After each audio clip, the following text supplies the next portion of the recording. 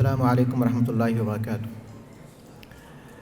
الحمد للہ رب العالمین والصلاة والسلام علی رسولہ الامین وعلی آلہ وصحبہ اجمعین ومن تبعہم بإحسان الی یوم الدین۔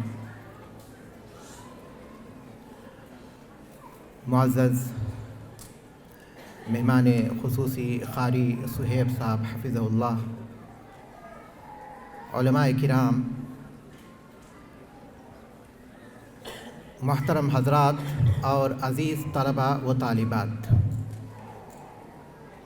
آج کی اس محفل میں شرکت پر یقیناً ہم سب بہت خوشی اور مسرت محسوس کر رہے ہیں۔ یہاں ہم حاضر ہوئے اور القلم اکیڈمک کے جو تعلیمی مظاہرہ ہے ہم نے اس کا مشاہدہ کیا۔ بڑی خوشی اور مسرت ہوئی کہ القلم کا جو سفر ہے وہ کامیابی کے ساتھ آگے بڑھ رہا ہے، اور ان چیزوں کو دیکھ کر یقیناً امت کے مستقبل کے تعلق سے کچھ امیدیں پیدا ہوئیں۔ طلباء اور طالبات نے جو مظاہرہ پیش کیا اس سے جہاں القلم کی ترقی کا ہمیں علم ہوتا ہے، وہیں نصیحت کی بعض باتیں بھی ہیں اور افادیت کے بہت پہلو ہیں جو اس کے ذریعے ہمارے سامنے آئے۔ محترم حضرات، ہمارے ساتھ مہمان خصوصی ہیں اور آپ تمام حضرات ان کو سننے کے لیے بے چین ہیں، بے تاب ہیں، انتظار کر رہے ہیں۔ اس لیے اس موقع پر ہم ان کے لیے اپنے وقت کو خاص کریں گے۔ میں نہیں چاہتا کہ ہمارا جو خطاب ہے، ہمارا جو تعلق ہے، چاہے وہ افادے اور استفادے کے ذریعے ہو یا پھر خطاب اور اس کی سماعت کے ذریعے ہو، یہ تو ہوتا رہتا ہے، لیکن یہ مواقع ہمیں بہت کم ملتے ہیں۔ چونکہ مجھے ایک ذمہ داری دی گئی، اس لیے ایک بات کی طرف میں توجہ دلانا ضرور چاہوں گا، اور وہ بات یہ ہے کہ یہاں بہت سے والدین موجود ہیں، سرپرست موجود ہیں، ذمہ داران موجود ہیں۔ میں ان سے سوال کرنا چاہتا ہوں، اپنے آپ سے بھی سوال کرنا چاہتا ہوں کہ ہم نے اپنے بچوں کو کیا مقصد دیا ہے۔ ہم جب بچوں سے گفتگو کرتے ہیں ان کے مستقبل کے بارے میں، تو ان کے سامنے ہم کون سا مقصد دیتے ہیں؟ ہم اپنے بچے کو جب رات میں جلد سونے کے لیے کہتے ہیں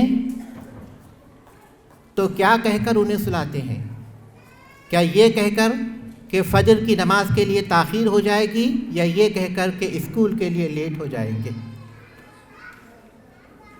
محترم بھائیوں، ایک اہم بات ہے جس کا ہمیں خیال رکھنے کی ضرورت ہے کہ ہم عام طور پر اپنے بچوں کو یہی کہتے ہیں کہ تمہیں ڈاکٹر بننا ہے، انجینئر بننا ہے، پائلٹ بننا ہے، فلاں اور فلاں بننا ہے، لیکن معاف کیجئے، یہ ان کے پیشے ہیں، یہ ان کا مقصد نہیں ہے۔ اللہ کے رسول صلی اللہ علیہ وسلم کی ایک حدیث ہے جو صحیح بخاری صحیح مسلم میں ہے، اس کے ذریعے میرا یہ پیغام واضح ہو جائے گا جو میں اپنے آپ کو اور آپ سب کو دینا چاہتا ہوں۔ رسول اللہ صلی اللہ علیہ وسلم نے بنی اسرائیل کے ایک واقعے کا ذکر کیا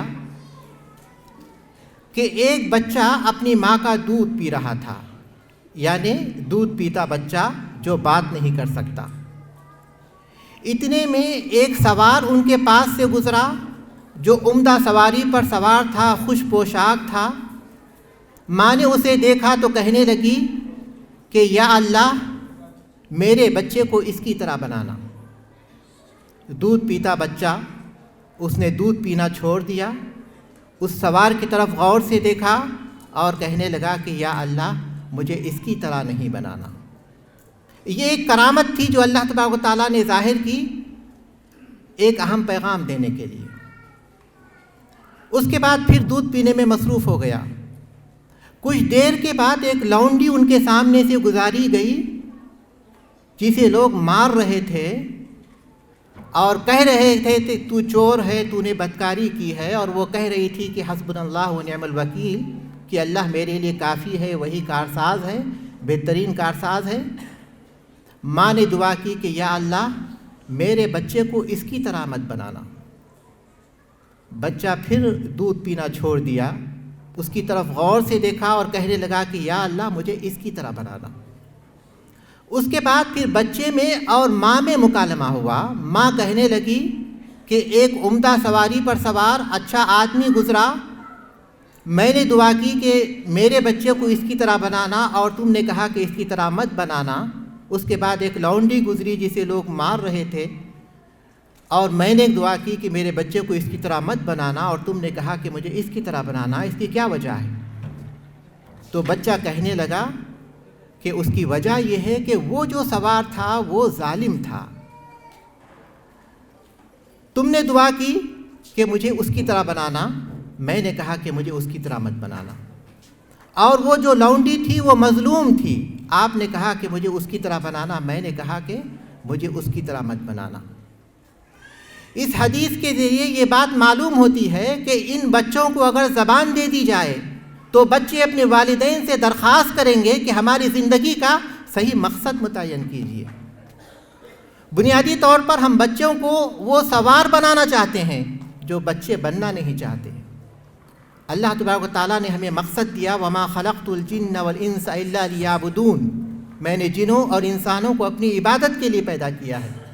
ہم اپنے بچوں کے سامنے یہ مقصد نہیں دیتے، ہاں کچھ باتیں انہیں سکھا دیتے ہیں، لیکن زندگی کے مقصد کو مکمل کرنے کے لیے وہ کافی نہیں ہوتی۔ تو اس حدیث سے یہ بات ہمیں واضح ہوتی، یہ بات ہم پر واضح ہوتی ہے کہ اپنے بچوں کو ہمیں جو مقصد دینا چاہیے وہ یہی مقصد کہ وہ ایک اچھا مسلمان بنے، اچھا انسان بنے، اور پھر اللہ تبارک و تعالیٰ نے اسے جو ذمہ داری دی ہے اس ذمہ داری کو پورا کرے۔ یہ مقصد دینے کے بعد ہم چاہیں اسے ڈاکٹر بنائیں، چاہے انجینئر بنائیں، جو چاہے بنائیں، لیکن بنیادی طور پر یہ مقصد اس کے سامنے اس طرح واضح ہونا چاہیے کہ وہ دل کی تمنا اور اس کی روح کی پکار بن جائے۔ مسابقے میں یہاں بہت سے لوگ شریک ہوئے، انعامات بھی حاصل کیے، اللہ تعالیٰ انہیں مبارک کرے۔ اور مسابقے کے مقاصد میں ایک بنیادی مقصد یہی ہے کہ ان طلباء کو، ان کے والدین کو اور معاشرے کے افراد کو دین کے قریب کیا جائے، ان کے اندر دینی شعور پیدا کیا جائے۔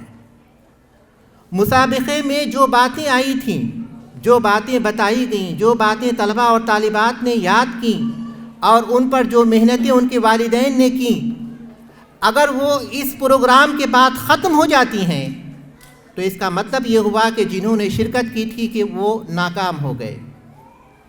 مسابقے کا اصل جو مقصد ہے وہ اس کے بعد شروع ہوگا کہ جو باتیں آپ نے پڑھیں، جو باتیں آپ نے سیکھیں، اور جن باتوں کے سلسلے میں آپ نے کوششیں کی، وہ عقیدے میں آ جائے، عمل میں آ جائے، اور اس کے ساتھ ساتھ اخلاق و کردار میں آ جائے۔ ان کا بنیادی مقصد یہی ہے کہ یہ جو کامیابی آج حاصل ہوئی ہے ہمیں اس بنیادی کامیابی تک پہنچا دے۔ فَمَنْ زُحْزِحَ عَنِ النَّارِ وَأُدْخِلَ الْجَنَّةَ فَقَدْ فَازَ، جو جہنم سے آزاد کیا جائے، ہٹا دیا جائے اور جنت میں داخل کیا جائے، وہی کامیاب ہے۔ ہماری یہ کوششیں، ہماری یہ تیاری اور ہمارے دین سے یہ لگاؤ، ہمارے یہ مسابقات ہمیں اگر اس بڑی کامیابی تک پہنچنے میں مدد کرتے ہیں تو جو اس میں کامیاب نہیں بھی ہوئے آج کے مسابقے میں وہ کامیاب ہیں، لیکن اگر اس میں مدد نہیں کرتی تو جو آج کامیاب ہوئے ہیں مسابقے میں وہ بھی ناکام ہیں۔ یہ وہ چیز ہے جو ہمیشہ ہمیں اپنے پیش نظر رکھنی چاہیے۔ میں اللہ تبارک تعالیٰ سے دعا کرتا ہوں کہ اللہ تبارک تعالیٰ القلم کو یوں ہی ترقی عطا کرتے رہیں، اور اس طرح طلباء اور طالبات اور معاشرے کے افراد دینی علم کی طرف اس سے اپنے تعلق کو مضبوط کرنے کی طرف توجہ دے سکیں، اور پھر اللہ تبارک تعالیٰ امت کے ان نونہالوں کو اس بات کی توفیق دے کہ وہ اللہ تبارک تعالیٰ کی مرضی کے مطابق آگے چل کر امت کی قیادت کر سکے۔ آمین والحمد للہ رب العالمین۔